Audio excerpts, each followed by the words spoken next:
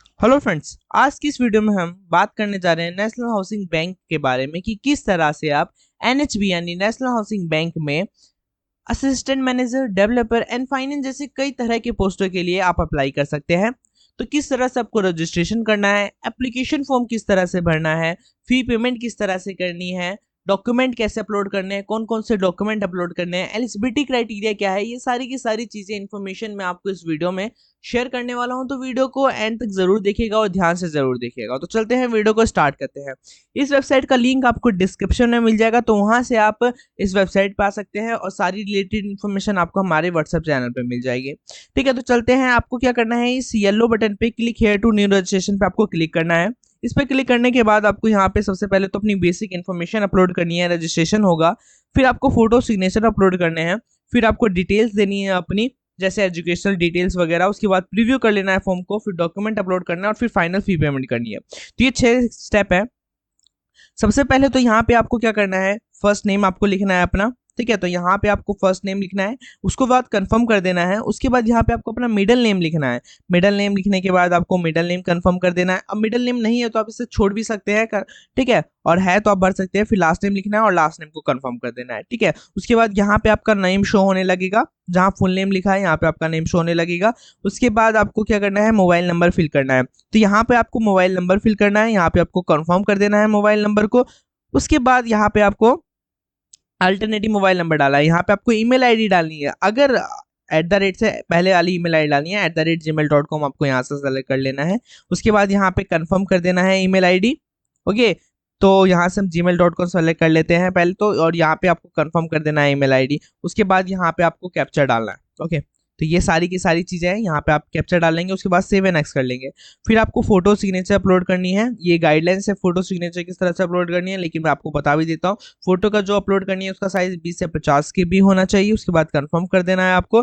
Signature upload करना है, उसका साइज 10 से 20 के बी होना चाहिए। ओके, तो यहाँ पे आपको सिग्नेचर अपलोड कर देना है और फिर कंफर्म कर देना है। कंफर्म करने के बाद आपको सीधा नेक्स्ट पे क्लिक कर देना है। ठीक है, तो यहाँ पे आपकी पहले तो ये सारी चीजें आ जाएगी, नेक्स्ट पे क्लिक कर देंगे। उसके बाद यहाँ पे आपको डिटेल्स देनी है, जैसे बेसिक डिटेल्स। ठीक है, सबसे पहले तो यहाँ पे आपको पोस्ट सेलेक्ट कर लेना है। जैसे कि मैंने पहले ही बताया, बहुत सारी पोस्ट हैं, तो जिस भी पोस्ट के लिए आप अप्लाई करना चाहते हैं उसको सेलेक्ट कर लेना है। Assistant manager, project finance, developer, जिसके लिए भी आप एलिजिबल है वो देख सकते हैं। एलिजिबिलिटी क्राइटेरिया आपको नोटिफिकेशन से मिल जाएगा, वहाँ से आप चेक कर सकते हैं। यहाँ पे आपको अपनी कैटेगरी सेलेक्ट कर लेनी है। अगर आप 40% से ज़्यादा डिसेबिलिटी हो तो आपको यहाँ पे यस करना है, अदरवाइज आपको नो करना है। ठीक है, तो अगर आप यस करते हैं तो आपको यहाँ पे एक और ऑप्शन मिलेगा, टाइप ऑफ डिसेबिलिटी बतानी होगी, किस तरह की डिसेबिलिटी है आपको, तो वो आपको बताना पड़ेगा। उसके बाद यहाँ पे आपको सब टाइप ऑफ डिसेबिलिटी बतानी है। ठीक है, तो यहाँ पे आपको सब टाइप ऑफ डिसेबिलिटी बता देनी है। ओके, अगर आपको कोई भी मतलब डिसेबिलिटी नहीं है तो आप सिंपली नो कर सकते हो, या आपको 40% से कम है तो आप नो कर सकते हो। उसके बाद यहाँ पे नीचे लिख रखा है, अगर आपको 40% से कम डिसेबिलिटी है और आपको राइटिंग में प्रॉब्लम होती है तो यहाँ पे आप यस कर सकते हो। राइटिंग मतलब लिखने में दिक्कत आती है तो आप यस कर सकते हो, अदरवाइज आपको कोई दिक्कत नहीं है तो आप नो कर सकते हो। उसके बाद यहाँ पे पूछा है कि क्या आपको एग्जामिनेशन में कंपलसरी टाइम चाहिए या नहीं चाहिए, तो यस नो कर सकते हो। उसके बाद पूछा है कि आपको स्क्राइब की सर्विस चाहिए आपको, तो उसके लिए भी आप बता सकते हो यस नो। उसके बाद कहा गया है कि आपको एक किसी भी मेडिकल अथॉरिटी से एक सर्टिफिकेट होना चाहिए आपके पास, जो शो करता हो कि आप 40% से कम डिसेबिलिटी है और जो ये लिखा गया है वो सही है।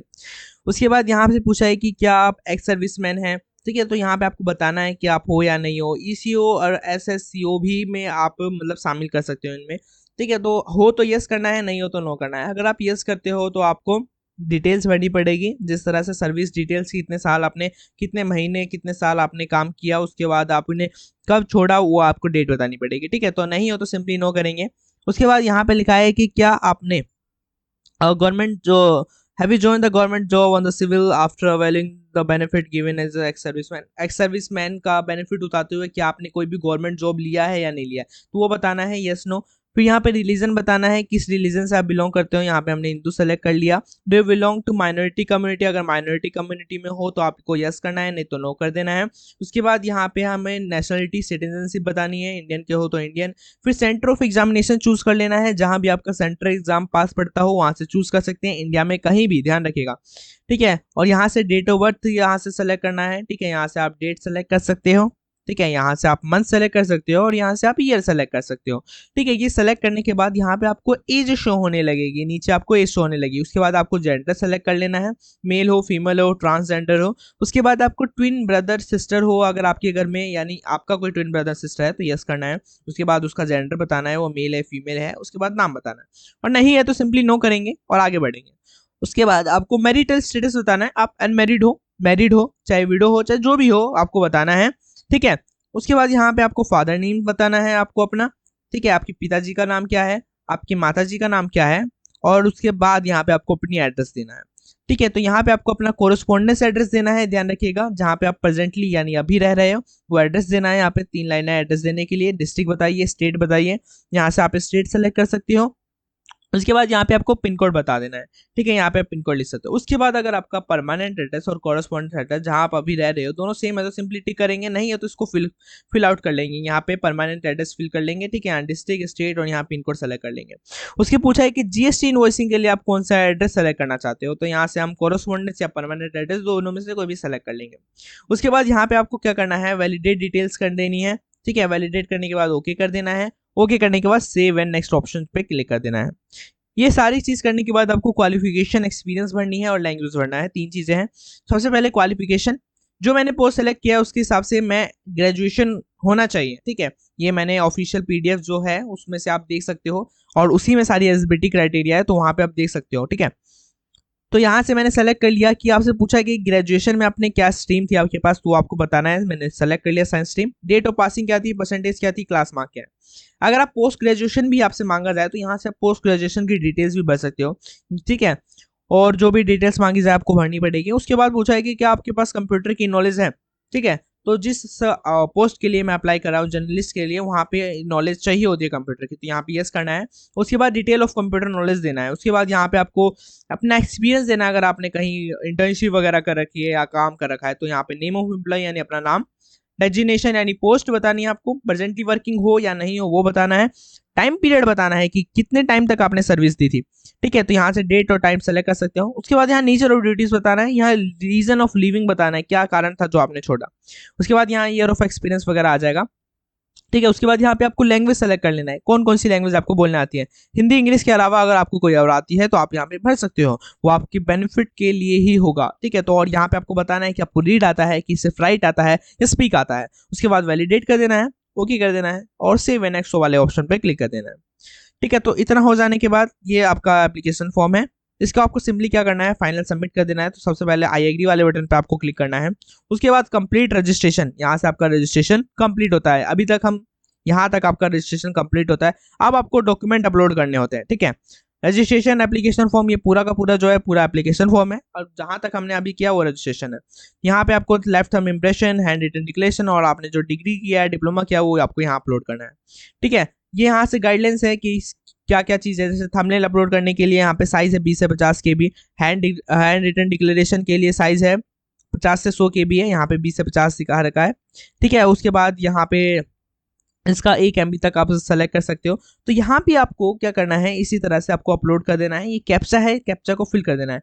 हैंड रिटन डिक्लेरेशन में आपको क्या लिखना है मैं बता देता हूँ। ये जो पीडीएफ है मैंने डाल रखा है ऑलरेडी व्हाट्सअप लिंक पे, तो व्हाट्सअप ग्रुप पे आप जाके, व्हाट्सअप ग्रुप नहीं है एक्चुअली, ये व्हाट्सअप चैनल है, तो वहाँ से आप जाके इस पीडीएफ को डाउनलोड करें और उसको यहाँ से आप ये कर सकते हैं। ये जो हैंड रिटन डिक्लेरेशन है इसको आप सिंपली यहाँ से कॉपी कर सकते हैं, और कॉपी नहीं करना होता है, सिंपली आपको एक राइट करना होता है एक पेज पे, और फिर इसको फोटो स्कैन करना होता है और फिर इसको 50 से 100 MB के बीच में यहाँ पे रख के और उसको अपलोड करना होता है। अपलोड करने के बाद आपको सेव एंड नेक्स्ट ऑप्शन पे क्लिक करना है, ठीक है। तो सेव एंड नेक्स्ट ऑप्शन पे क्लिक करने के बाद आपको सिंपली ओके कर देना है, ठीक है। तो यहाँ पे आपका डॉक्यूमेंट सारे अपलोड हो जाते हैं, बस इतने ही डॉक्यूमेंट आपको अपलोड करने होते हैं। उसके बाद आपको पेमेंट करनी है, तो यहाँ पे आपको 1003 रुपये आपको पेमेंट करनी है। तो यहाँ पे जो कैप्चा दिया गया है वो कैप्चा आपको फिल करना है।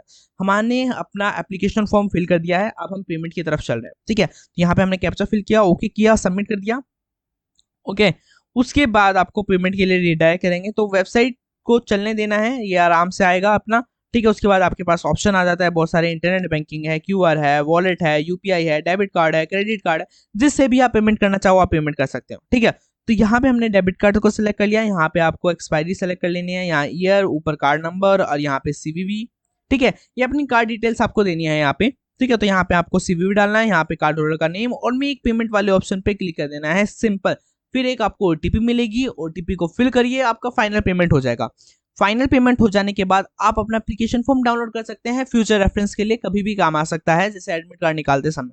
ठीक है, तो ये रहा सारा प्रोसीजर कि आपको एप्लीकेशन फॉर्म कैसे करना है, रजिस्ट्रेशन कैसे करना है, डॉक्यूमेंट अपलोड कैसे करना है और फी पेमेंट कैसे करनी है। मैंने सारी चीजें कवर कर दी है। तो वीडियो अगर इन्फॉर्मेटिव लगी हो तो वीडियो को लाइक जरूर कर देना, अपने दोस्तों के साथ जरूर शेयर कर देना ताकि वो भी इस अपॉर्चुनिटी का फायदा उठा सके, और चैनल पे नए हो तो चैनल को सब्सक्राइब जरूर कर देना। एक इंपॉर्टेंट इन्फॉर्मेशन, आप हमारे व्हाट्सएप चैनल को जरूर ज्वाइन कर लीजिएगा। उस पर कई तरह की इंपॉर्टेंट इन्फॉर्मेशन हम शेयर करते रहते हैं, एग्जाम से related, notification related, admit card से रिलेटेड। तो वहां से आपको ये सारी इन्फॉर्मेशन तुरंत मिल जाएगी, क्योंकि व्हाट्सएप हम बहुत ज्यादा चलाते हैं, यूट्यूब हम रेयरली चलाते हैं। जैसे ही व्हाट्सएप पे आप नोटिफिकेशन देखोगे तो आप उससे ज्यादा इजिली कर सकते हो। तो इजी के लिए हमने व्हाट्सएप चैनल बनाया है, आप वहां पे ज्वाइन कर सकते हैं, बिल्कुल फ्री है, नो कॉस्ट।